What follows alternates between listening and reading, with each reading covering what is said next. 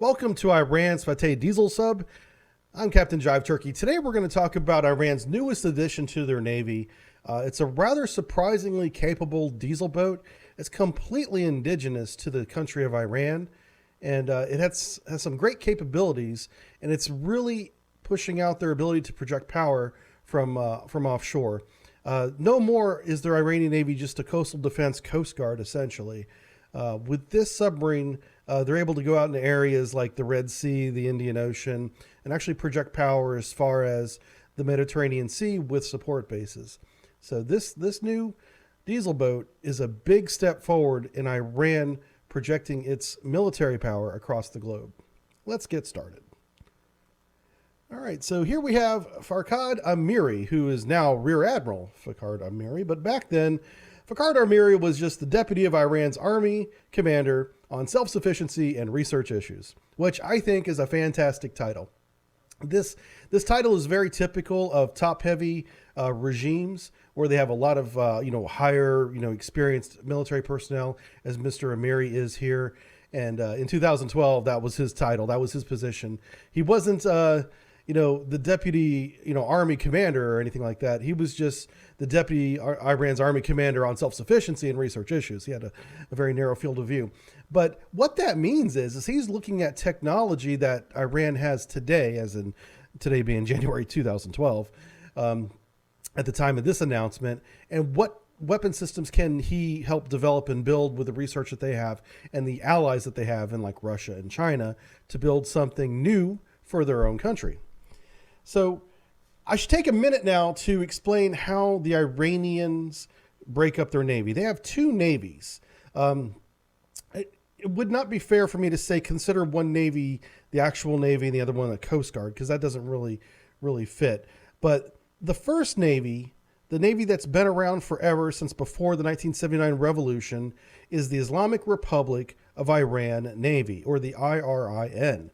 This navy is the navy that has all of the major ships, be it frigates and destroyers and helicopters and submarines. And they are a conventional navy that adheres mostly to the Geneva Convention and rules of the road, rules at sea. And they're the ones that provide coastal defense. They're not out there making big claims and, doing aggressive things. They're simply, a coastal defense navy up to just recently, as we will see with this platform, is they're beginning to be able to project power beyond their own territorial waters. The second navy, and this is the one that most people are familiar with if you watch the news and all that, is the Islamic Revolutionary Guard Corps Navy. This navy is the small boat navy with the rocket-propelled grenades mounted on them and the guys running around at high speeds in the Straits of Hormuz, threatening oil tankers and trying to overtake them. So this submarine is going into the first one, the IRIN, the legitimate Iranian navy, whereas the Republican Guard Navy is more of an asymmetrical warfare navy. So he announces this program in January of 2012. Later that year, March, just a few months later, state-run television runs a story about a construction of a new submarine in one of their shipyards. In the video, they show China experts and naval architects assisting side by side, shoulder to shoulder, Iranian naval architects in building the submarine. So it's very clear to us that China is providing technical advice and Iran is not even trying to hide it. So China does have a small part in designing the submarine, but Iran is using all of their own resources in building it, because the big selling point on this is it's indigenous. They can make as many of these as they can afford. So based on the video that came out in March 2012, the submarine length is approximately 40 meters long and 4 meters wide, and that math works out to be about 500 tons. To give you an idea of what this is comparable to, is the Type 7 German diesel boat at the end of World War II had approximately the same displacement. So it's about that size. It's not a very large submarine, but it doesn't need to be. It's going to be a diesel boat, and it's just going to give them some new capabilities that their older diesel boats may not have had. All right. Over a year later, this is like 16 months later, June 2013, Some new photos come out of the submarine, Hull 1, in dry dock, being constructed, and it's starting to look a lot more like a seaworthy vessel than it was just a year and a half ago. This is really when people in the intelligence community started paying attention to this. From this shot, we can see that it does have 4 torpedo tubes in the bow. They are 53 centimeter, and that's 21 inches for us Americans, which is a standard torpedo size. With that size torpedo tube, they can use indigenous torpedoes. They can also use Russian and China torpedoes. They can even shoot an American torpedo if they wanted to, because that's kind of a standard size. I'm saying an American torpedo would physically fit in the tube. You know, not that they would ever do that. Now, the torpedo room right behind the torpedo tubes here can hold 2 reloads. It can reload 2 torpedoes or 2 anti-ship cruise missiles, or it can have 4 mines in the torpedo room. And the reason why it can have 4 mines instead of 2 is each bottom-laying sea mine is approximately 1/2 the length of 1 torpedo. So in the stows that would normally hold 1 torpedo, they could put 2 sea mines if they wanted to, effectively doubling their loadout capability, reload capability.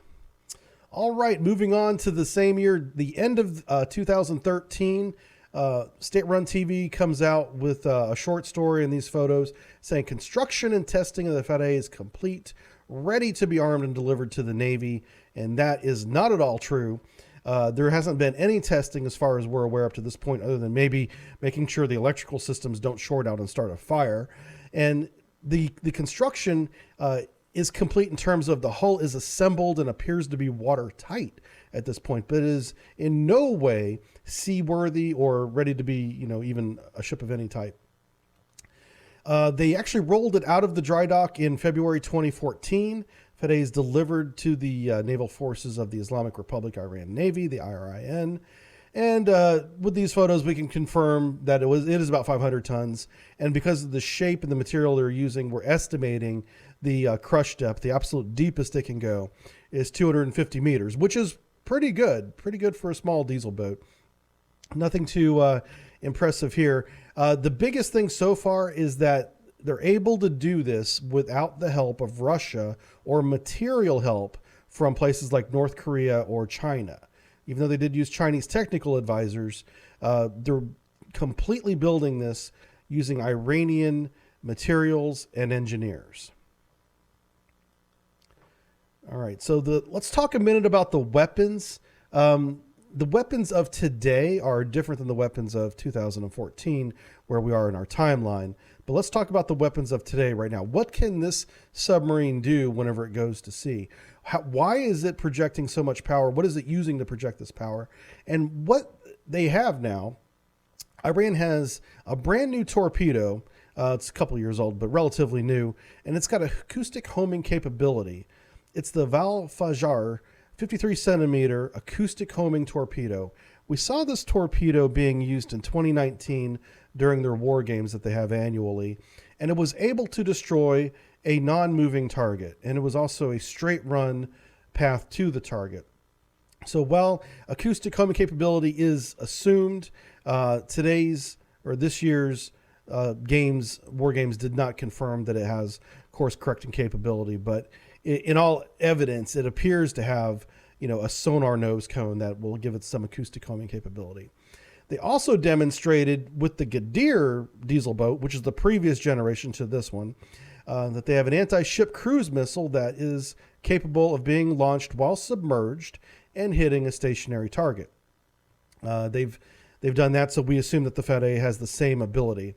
Or it can just shoot the bottom-laying mines. And it can have a combination of these. It could have a couple of acoustic homing torpedoes, a couple of cruise missiles, with a couple of bottom-laying mine reloads in the torpedo room. You know, it can mix and match these. It's not all or nothing. All right, let's move on to April 2016. April 2016, we have some drone photos here of the Fateh at dock.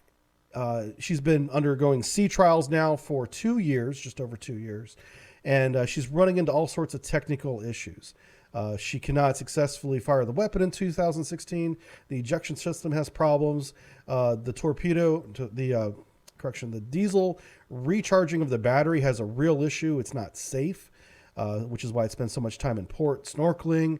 They're really struggling with their batteries at this point, but she is able to go into 2017 to continue her sea trials. The sea trial completion date keeps getting pushed back and pushed back due to all these technical failures. It is possible and suspected that they might have rushed construction and released her out of dry dock a little bit early without, fully testing everything to get her into the water at an earlier date, on schedule. So they might have cut corners in the beginning and they're paying for it now with this over 2-year period of sea trials. And there she is sitting by the dock doing more testing. All right, but finally in 2018, there is a launch ceremony held in 28 November. And a lot of this data comes from the actual launch ceremony themselves. They're very proud of the submarine, as they should be. And they give away a lot of her capabilities in the speech that was given at the launch ceremony. So this data comes right from IRIN. It is a diesel electric propulsion, which we already knew that. They claim it runs at 11 knots on the surface and 14 knots submerged, which checks with the albacore style hull. These rounded hulls are a little bit faster underwater than they are on the surface because of the drag coefficient. They claim that she can run, and I'll convert this to American nautical miles, 3,600 nautical miles at 8 knots snorkeling, which is going to be the max endurance for any diesel boat. Of course, it's not going to be not going to have any kind of significant range on the batteries. But so with snorkeling, charging the batteries, then running the batteries for a few hours, then going back to snorkeling and alternating back and forth like that, she can go a maximum range of 3,600 nautical miles. Now, this gives her a significant range increase over previous submarines that they have, with the exception of maybe the Kilo, because the Kilo, being a Russian-made submarine, has global range with refueling stations around the globe. But as far as indigenous goes, this is the longest range indigenous submarine IRIN has ever built, and they can make as many of these as they can afford. So with this, they can project their power with torpedoes and anti-ship cruise missiles well into the Indian Ocean, the Red Sea, even into the Mediterranean Sea. And as long as they have ports to refuel and food to replenish, they can go just about anywhere now. So as long as they have a friendly port within 3,600 nautical miles, they can get there and then come back again. They have a 35-day endurance, or just over a month, and that's due to food storage, fuel storage as well, and of course crew fatigue. These things are very small and difficult to operate for long periods of time, and so they say they can stay at sea for 35 days, which seems reasonable. All right, the Fateh uses the 12 sonar system. This is an indigenous sonar system to IRIN. So this is their own personal, beamforming capability with their own array. It has passive and an active mode, and maybe we'll talk about that in a different lecture because that can get quite in depth. It has limited fidelity and capability. It's not that great, but the fact that it's made by IRIN and they don't need to buy it from Russia or anyone else, like from France or anything. Again, they're not limited by their allies as to how many they can have. So that's another big step forward. This whole project is about building the best IRIN can put together using their own resources. And then finally, they also have, and you can even see it raised there, ESM antennas. So they have quite a bit of, radio antennas, ESM antennas, periscopes, all in the sail. That's why the sail is as large as it is. Everything that they could put into the submarine sail, they did, whether it was a radar, navigation beacons, GPS satellite receivers. It's all in the sail up there. And see, they have anti-ship missile capabilities, like we said. There's only one unit active right now. This is the first one that they built. They are building a second one as of recording of this. But that one's in the Caspian Sea in northern Iran. Caspian Sea being landlocked, won't be able to go anywhere. But they will have one in the Caspian Sea shortly. This one is running around the Persian Gulf right now, and in the Arabian Sea as well. And they're planning on building 20 of these things. So there's nothing stopping them from building 20 besides cost and time. So we'll see how many they actually get out. But yeah, the first one's underway. It's commissioned. It's operational. And this is a big step forward for IRIN. All right. Well, my name's Captain Jive Turkey, and I do lectures on like this. And if this is something you like, go ahead and leave me a comment below. Let me know what you think. If there's another topic you'd like me to cover, go ahead and put that in the comments as well. I would appreciate you guys subscribing, hitting the like button and the notification button, because that tells YouTube that you like this content, and then my content will be promoted more on YouTube, which is my goal. We want to reach as many eyes and ears as we can. And if you want to support me in a way that YouTube cannot, go over to my Patreon page. A lot of the information I put out on these lectures goes up on Patreon first, in terms of the slides and some of the notes that I have. And then you guys get to see it before anybody else. Anyway, thank you everybody for all your support, and we will see you next time. Thanks for watching. I'm Captain Jive Turkey.